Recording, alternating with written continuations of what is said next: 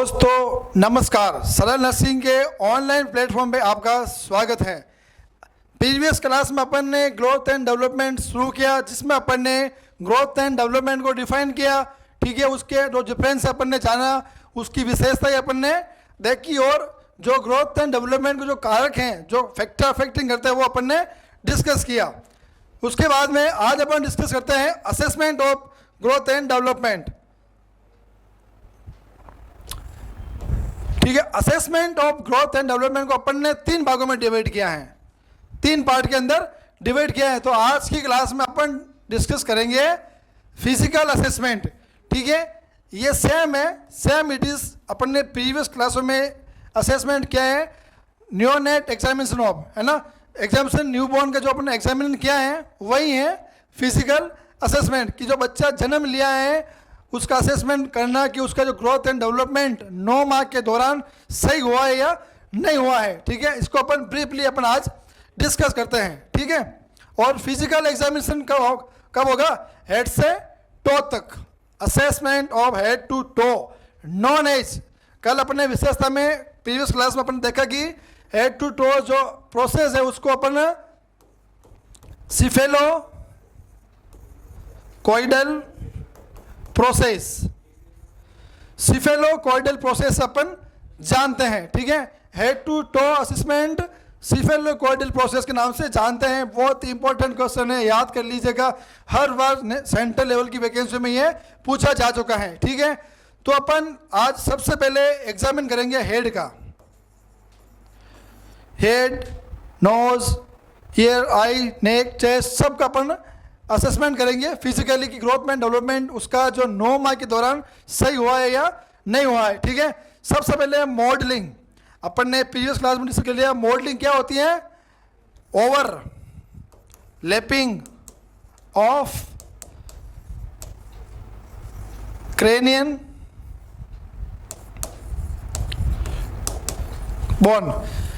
Birth के दौरान, birth canal के दौरान, डिलीवरी के समय बच्चे की जो क्रेनियन बोन है वो ओवरलैप हो जाती है, 2 क्रेनियन बोन एक दूसरे के ऊपर आ जाती हैं, तो उस कंडीशन को अपन बोलेंगे मॉडलिंग, और ये अपन असेस करेंगे जीएनडी में। ठीक है, ये एक नॉर्मल प्रोसेस है, अगर किसी में हो जाती हैं तो दिक्कत वाली बात नहीं है, और ये ऑटोमेटिक डिसअपेयर हो जाएगी विद इन 72 आवर्स। इसमें किसी मेडिकल मैनेजमेंट की जरूरत नहीं है। उसके बाद अपन अगला असेस करेंगे सूचर असेसमेंट। सूचर अपन ने डिस्कस कर लिया डिटेल से प्रीवियस क्लास में। Joint between the cranial bone, वह जॉइंट जिससे क्रेनियल बोन जुड़ा हुआ होता है उसको अपन बोलेंगे सूचर। और सूचर कितने प्रकार के होते हैं ये अपन ने डिस्कस कर लिया है फिजिकल एग्जामिनेशन ऑफ न्यूबॉर्न के अंदर। ठीक है, आप प्रीवियस क्लास में जाके आप देख सकते हैं। ठीक है, अपन सीधा डिसअपेयरिंग, ये जो सूचर हैं ये डिसअपेयर कब होंगे? ठीक है, स्टार्ट तो होंगे वो 6 वीक पे, और कंप्लीट होगा ये 6 मंथ पे। ये हो गया अपना क्रेनियन वाला पार्ट। ठीक है, ये हो गया अपना फ्रंटल, ये टेम्पोरल, ये पैराइटल बोन, और ये ऑक्सीपिटल। ये जो भी सूचर होते हैं ये सूचर बनने में पूरा समय लगेगा 6 मंथ, और ये बढ़ना शुरू होता है कब से? 6 वीक से, और ये 6 मंथ पर ये सूचर फ्यूज हो जाएंगे। ठीक है, बाद में ये सूचर अपन को देखने को नहीं मिलेंगे। असेसमेंट ऑफ फॉन्टेनेली, ये भी अपन ने प्रीवियस क्लास में डिस्कस कर लिया कि फॉन्टेनेली क्या है, ये कितने प्रकार के होते हैं, कितने सूचर से मिलके बना होता है, इनका डायमीटर क्या होता है, कौन सा क्या शेप होता है, अपन ने फिजिकल एग्जामिनेशन न्यू बोर्न में अपन ने डिस्कस कर लिया है। तो ये फॉन्टेनेली क्या होता है? Gap space between the suture के बीच में जो गैप और स्पेस होता है उसको अपन बोलेंगे फॉन्टेनेली। अपन ने इसकी जो नॉर्मल डेफिनेशन है, जो भी नॉर्मल अंतर है वो अपन ने देख लिए हैं। ठीक है, अब अपन डिस्कस करेंगे इसकी अबनॉर्मलिटी के बारे में, अबनॉर्मल कंडीशन ऑफ फॉन्टेनेली। तो ये 2 कंडीशन है। ठीक है, पहली कंडीशन होती है बल्जिंग और सॉफ्ट फॉन्टेनली, और दूसरी कंडीशन होती है डिप्रेस और संकन फॉन्टेनली। अगर जो ये फॉन्टेनली है वो बल्जिंग और सॉफ्ट होंगे तो ये आपको क्या इंडिकेट करेंगे, हाइड्रोसिफेली। हाइड्रोसिफेली वाली कंडीशन हो जाएगी अगर जो फॉन्टेनली हैं वो बल्जिंग और सॉफ्ट होंगे। ये एक डिसऑर्डर है, ये अपन डिसऑर्डर की क्लासों में डिस्कस करेंगे डिटेल से। फिर जो फॉन्टेनली है वो डिप्रेस है, धसे हुए अंदर, संकन है, सिकुड़े हैं, तो वो अपन को क्या इंडिकेट करेंगे, सीवियर डिहाइड्रेशन। सीवियर डिहाइड्रेशन अपन को ये इंडिकेट करेंगे बच्चा जो जन्म लिया है उसने, उसके शरीर में पानी की कमी बहुत ज़्यादा है, तो अपन इसको मेडिकल मैनेजमेंट देंगे और आईवी फ्लूइड देंगे और ये वाली कंडीशन को अपन दूर करेंगे। ठीक है, तो ये अपन ने अब नॉर्मलिटी पढ़ ली है, और नॉर्मल अपने प्रीवियस क्लासों अपन ने डिस्कस कर लिया है, आप फिजिकल एग्जामिनेशन आप न्यू बोर्न में जाके देख सकते हैं। उसके बाद में बर्थ इंजरी, और बर्थ इंजरी में अपन डिस्कस करेंगे हेड इंजरी, क्योंकि अपन हेड वाला पार्ट अभी डिस्कस कर रहे हैं। तो हेड इंजरी कब होती है, during delivery passing the birth canal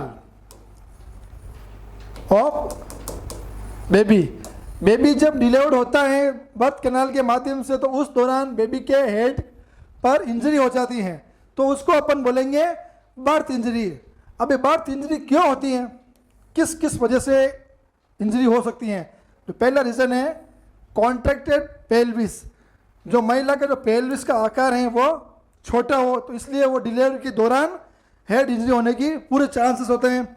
use of forcep delivery, forcep delivery से भी हेड इंजरी होने के पूरे चांसेस है। और वेंटोस डिलीवरी, जैसा कि वेंटोस को अपन बोलेंगे वैक्यूम डिलीवरी। अगर आपने 3 इडियट अगर मूवी देखी है तो उसमें लास्ट में जो डिलीवरी होती है वो डिलीवरी है वेंटोस डिलीवरी। और नॉर्मल हेड इंजरी, अन्य कारण से अगर कोई इंजरी होती है तो वो हेड इंजरी कहलाएगी। तो ये मुख्य कारण है बर्थ के दौरान हेड इंजरी के। ठीक है, उसके बाद में टाइप ऑफ हेड इंजरी, के हेड इंजरी के कितने प्रकार होते हैं। ठीक है, पहला प्रकार कैपुट सक्सिडेनम और सिपेल हेमेटोमा। ये दो कंडीशन अपन ने प्रीवियस क्लास में फिजिकल एग्जामिनेशन ऑफ न्यूबॉर्न में पढ़ ली, जिसका मतलब क्या होता है, कैपुट सक्सिडेनम मतलब होता है कलेक्शन ऑफ फ्लूइड का कलेक्शन हो जाना, वो कहलाएगा कैपुट सक्सिडेनम। कहाँ हो कलेक्शन होगा, हेड में, क्योंकि क्या पढ़ रहे अपन, हेड वाला पार्ट। सिफेल हिमेटोमा, हिमेटोमा मतलब ब्लड है ना, collection of blood, collection of blood, blood का कलेक्शन होना सिफेल हिमेटोमा कहलाएगा। ठीक है, तो ये तो अपन ने पूरा डिस्कस कर लिए हैं, दोनों क्या होते हैं। अपन डिस्कस करेंगे नर्व इंजरी। ठीक है, तो नर्व इंजरी डिस्कस करेंगे। नर्व इंजरी किसे बोलेगा आप, injury of nerve, injury of nerve. Nerve की इंजरी होती है तो नर्व इंजरी कहलाएगी। ठीक है, नर्व इंजरी 3 प्रकार की होती हैं, एग्जाम की दृष्टि से बहुत ही ये इंपॉर्टेंट है, हर बार सवाल इनको लेके आ चुके हैं। जो पहली इंजरी होती है वो होती है इर्ब पाल्सी, इंजरी ऑफ C5 और C6, यह कहलाएगा इर्ब पाल्सी। ठीक है, क्लम्बर palsy, injury of C7, C8 और T1, इनमें अगर नर्व इंजरी होती है तो कहलाएगा क्लम्बर पाल्सी। ठीक है, और बेल्स पाल्सी, ये इंपॉर्टेंट है, बेल्स पाल्सी बहुत ही इंपॉर्टेंट है एग्जाम की दृष्टि से। ठीक है, इसमें क्या होता है, injury of 7th cranial nerves. Cranial nerves कितनी होती है, 12 क्रेनियल नर्व्स, उसमें जो इंजरी होगी 7 क्रेनियल नर्व्स, और 7 क्रेनियल नर्व्स कहाँ होती है, ये फेशियल नर्व में। तो ये फेशियल नर्व को क्या करेगी, इंजर करेगी, जिससे कि फेस के जो नॉर्मल फंक्शन है वो नहीं होंगे। तो ये बहुत ही इंपॉर्टेंट है। तो अपन ने नर्व इंजरी को डिस्कस कर लिया, क्योंकि अपन ने 2 जो इंजरी हैं कैपुट सक्सिडेनम और सिपेल अपने प्रीवियस को डिस्कस कर लिया है। आज अपन डिस्कस करेंगे नर्व इंजरी। ठीक है, 3 भागों में बांट दिया अपन ने। ठीक है, इर्ब पाल्सी, क्लम्बर पाल्सी और बेल्ट पाल्सी। इसमें इंपॉर्टेंट है बेल्ट पाल्सी। ठीक है, अब अपन अबनॉर्मल शेप, बच्चा डिलीवर हुआ है तो अब नॉर्मल शेप अगर हेड का होगा तो एक होगा बोट शेप, है ना, जिसको अपन बोलेंगे स्कैल्प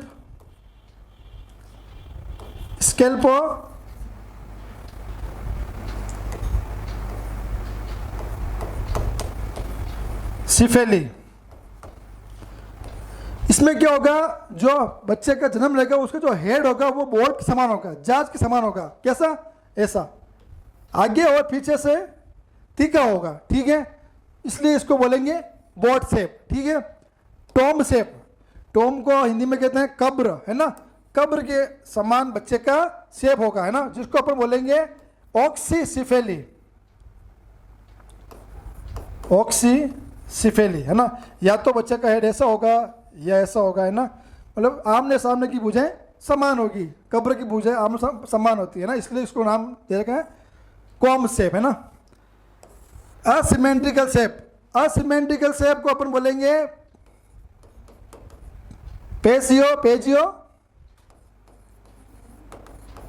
पेजियोलोसिफेली।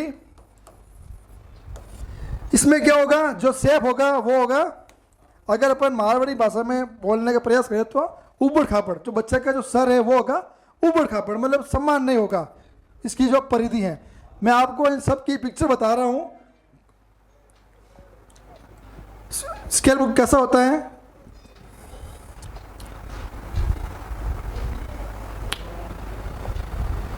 ठीक है, ये हो गया ऑक्सीसिफेली, ठीक है, ऑक्सीसिफेली, कब्र के समान। जो बच्चा का हेड है वो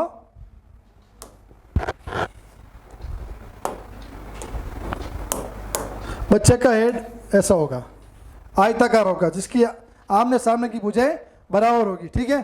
फिर अगला पिक्चर देखते हैं अपन,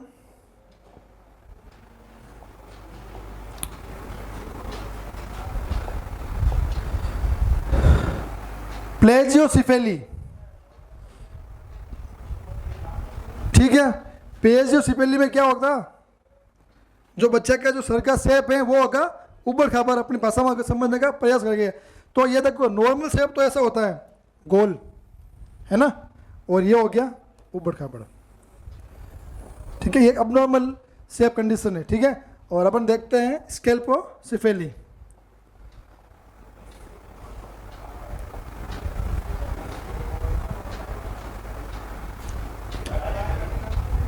ये स्केल्पोसिफेली क्या होगा, पीछे से और आगे से ये तिरछा होगा ऐसे, ठीक है। तो ये अबनॉर्मल शेप थे हेड के, एग्जाम की दृष्टि से तीनों बहुत ही इंपॉर्टेंट हैं। सिमेट्रिकल शेप क्या कब होगा, उसको बोलेंगे अपन प्लेजियोसिफेली, ठीक है। टॉम शेप उसको बोलेंगे ऑक्सीसिफेली, सीधी टर्म से आएंगे। अगर बच्चे का हेड टॉम शेप है तो क्या बोलेंगे, ऑक्सीसिफेली। अगर बच्चे का हेड का जो शेप है वो बोट शेप है तो बोलेंगे स्केल्पोसिफेली, ठीक है। धन्यवाद। आज की क्लास में अपन ने डिस्कस किया अबनॉर्मल शेप ऑफ हेड के बारे में। धन्यवाद।